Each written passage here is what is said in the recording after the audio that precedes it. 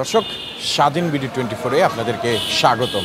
সবার আগে সব খবর আপনাদের কাছে পৌঁছে দিচ্ছে। যুক্ত আছি ঢাকা মহানগর দক্ষিণের যে নগর ভবন, সেই নগর ভবনের ঠিক সামনে বেশ কিছুদিন যাবৎ কিন্তু আন্দোলনের জন্য বন্ধ রাখা হয়েছে নগর ভবন। জনতার মেয়রের জন্য জনতার রায় বাস্তবায়নে আনন্দিত ইশরাক হোসেনের ব্যানার কিন্তু আমরা দেখতে পাচ্ছি নগর ভবন জুড়ে। দর্শক, জনাব ইঞ্জিনিয়ার ইশরাক হোসেনকে নগরপিতা হিসেবে দেখার জন্য যে আন্দোলন চলছিল, সেই আন্দোলনের ফলে কিন্তু বেশ কিছুদিন যাবৎ বন্ধ রয়েছে নগরবাসীর নগর সেবা।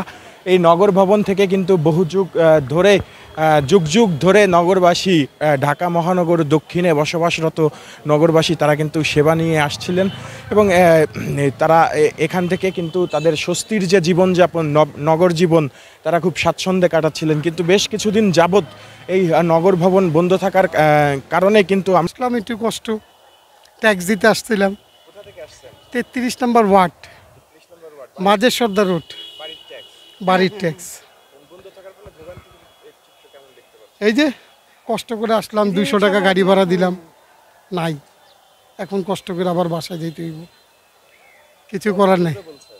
না, কবে খুলবে এরকম কিছু বলে নাই, যে এখন তো আমাদের অফিস বন্ধ, এখন আপনাদের আমরা নিতে পারবো না। আমরা চাই যে নগর খুলুক, আমরাও আসি দিতে, আমাদের কাছে সরকার পাবনা আমরা দেই ট্যাক্স, এই তো। ধন্যবাদ। আমি একটা অফিসিয়াল কাজে আসছিলাম, কিন্তু যে সমস্যা দেখা দিচ্ছে এটা যদি সমাধান আসলে দ্রুত হওয়া দরকার। সবাই আসলে এটা নিয়ে দুর্ভোগ করাতে হচ্ছে।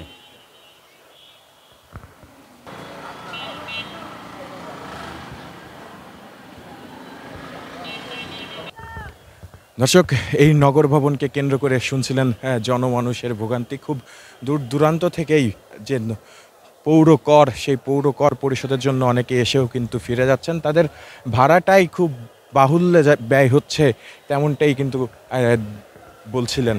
আর অন্যদিকে কিন্তু আমরা দেখতে পাচ্ছি দর্শক, ঢাকা দক্ষিণের জননেতা জনাব ইঞ্জিনিয়ার ইশরাক হোসেনকে ঢাকাবাসীর কল্যাণে ঢাকা দক্ষিণ সিটি কর্পোরেশনের মেয়র হিসেবে পাওয়াই যে সংগ্রাম, সেই সংগ্রামের যে সংগ্রামী জনতা, তারা কিন্তু বসে আছেন জনাব ইঞ্জিনিয়ার ইশরাক হোসেনকে তার যোগ্য জায়গায় অধিষ্ঠিত করার যে বিচার বিভাগ যে রায় দিয়েছে, সেই রায়কে সাধুবাদ জানিয়ে যে শপথ গ্রহণ, সেই শপথ গ্রহণ দ্রুততার জন্য আন্দোলনকারীদের একটি অংশ কিন্তু এখন পর্যন্ত অবস্থান করছে নগর ভবনের বারান্দায়।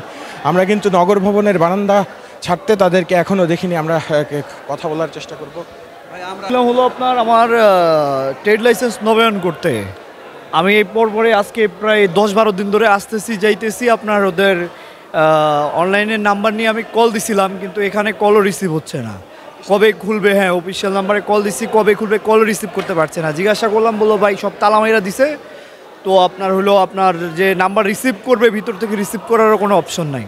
কিন্তু আজকে 10-12 দিন ধরে আসতেছি, ট্রেড লাইসেন্স নবায়ন করতে পারছি না। এখন আমার ভাই খুবই খারাপ লাগতেছে। এই দেশটায় আমরা জন্মে বোধহয় ভুল করছি, আমার খুবই খারাপ লাগতেছে। আজকে আমি ব্যবসা বাণিজ্য ফালাইতে আমাদের আপনার হলো এলিফ্যান্ট রোড থেকে প্রতিদিন মনে করেন গিয়া আমার এখন করতে হবে ইমার্জেন্সি, আমার প্রতিদিন 2-1 করে আইসা দেখা যাইতে হয় কবে খুলবে না খুলবে। সকাল থেকে এখন পর্যন্ত ঘুরতেছি, কোনো অপশন পাচ্ছি না। হ্যাঁ, এগুলো আসলে এইভাবে চললে তো হবে না ভাই। এগুলো এইভাবে চললে আসলে দেশের মানুষ শান্তি চায়, আমরা শান্তি চাইতেছি। যেভাবে হোক এগুলো একটা সমাধান করে এগুলোকে খুলে দেওয়া উচিত আমি মনে করি।